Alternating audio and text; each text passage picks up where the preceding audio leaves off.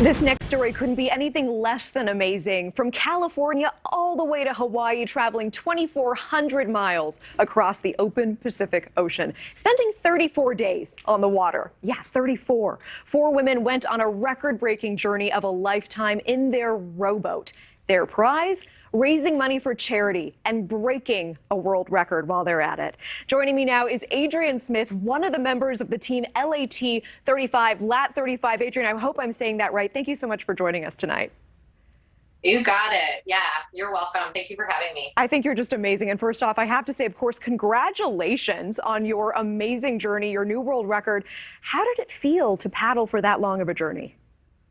You know, it's kind of surreal because it was just less than 5 days ago, or 6 days, I guess, now that we've been on land, and it feels like it was forever ago. And I don't know that I can say that it feels any different at this moment in time than, like, I guess in a way living your regular life, because it was like this point in time thing that we did something insane and exhausting and all encompassing, and you know, now we're back to being people living in our lives. I mean, it's pretty incredible that we're looking at this footage. Can you tell us what were some of the challenges that you had to overcome there?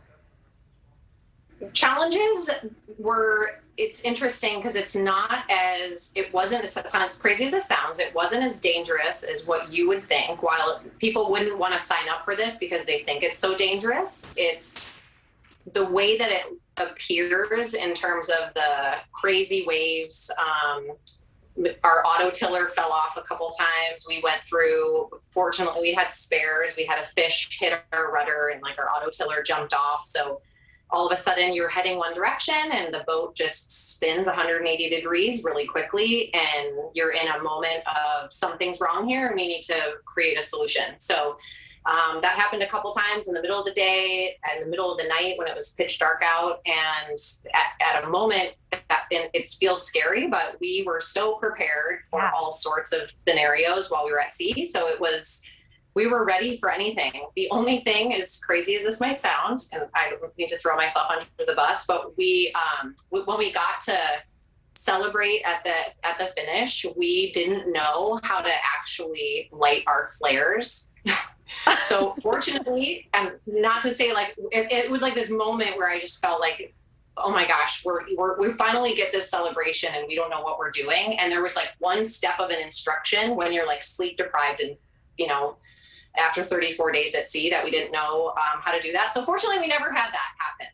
I say that because, you know, everyone thinks that we're superhuman.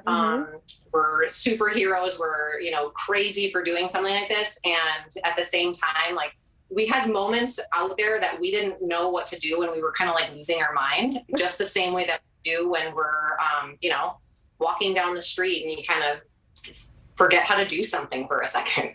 I mean, that makes all the sense in the world to me. 34 days, thousands of miles, and it's just like, how do you do the flare? How does it happen? It does make sense. We will forgive it. We absolutely will. You know, many of us wondering the actual logistics of all of this. So were the four of you ladies alone on the water? Was there another boat following you to make sure you were safe? How does that work? Yeah, so the race itself is, it falls underneath a race called the Great Pacific Race. And the way that this race is run is that you are fully unsupported. There's not a boat following you. You stay on the boat the whole time. You sleep on the boat. In the event that something had happened, we have a full land support team that we were in communication with. So there's satellite phones, there's radios. Whenever we would see another boat that was within range that would show up on our radar, is we would radio them and make sure that they saw us. And then if we had any questions of something, what to do, what direction to head, if we were making sure we were, you know, just even asking questions about how much farther we had to go and doing some calculations. And we had a team back home that we called.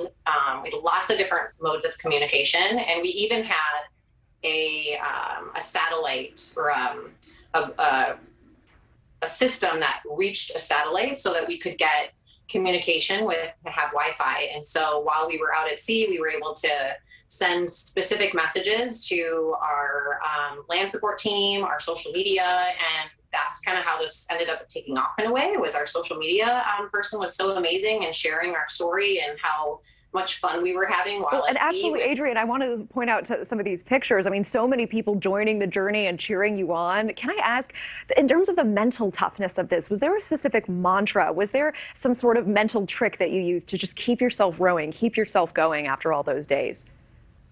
Laughter, I would say. We had a mission statement, and that was to elevate each other's greatness and make it to Hawaii as fast as possible. And then alongside that, we had core values that we made sure that we had posted in front of us. We had posted inside of each of our cabins. And so while you're rowing for hours, 12 hours a day, you see these words repeatedly. And one of them at the bottom of it, which was in the biggest print, was joy. And I would say like trust and joy. And so it was in the most random situations. I mean, again, like we're pooping in front of each other many times during the day, and all you can do is like laugh about like the hilarity of what we're undertaking is not something that you know, in whether it was a hard situation, whether we were having a moment where, you know, maybe someone was making a decision and I would be like, I don't know that I agree with their decision, but they're taking on the role that they're taking on, and I'm being part of their teammates. Like, I'm going to have joy about it. I'm not going to get mad about it. I'm not going to argue with them about it. We can have a discussion, but like, how can I bring joy and kindness? And every day we had a team meeting. So we went through a structure as a team where we talked about how we felt in our bodies. We talked about our emotions. We shared like how we were feeling emotionally. And then we shared something that if we needed anything, and then we would clear anything that needed to get cleared. So if something was bothering us, like there was a situation where we were eating more Nutella than we were going to have enough for the whole entire trip.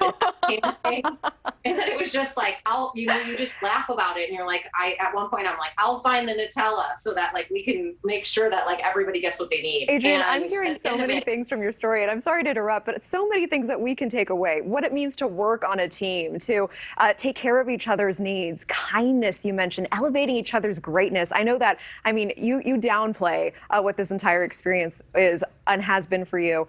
I'm walking away inspired tonight. Adrian Smith, I wish we had more time to keep talking. I think you're just incredible. Thank you so much. Thank you to your teammates. We appreciate your time. Thank you. Thank you so much. Thank you for watching. Go to newsnationnow.com to find NewsNation on your television provider. And don't forget to click the red subscribe button below to get more of NewsNation's fact-driven, unbiased coverage.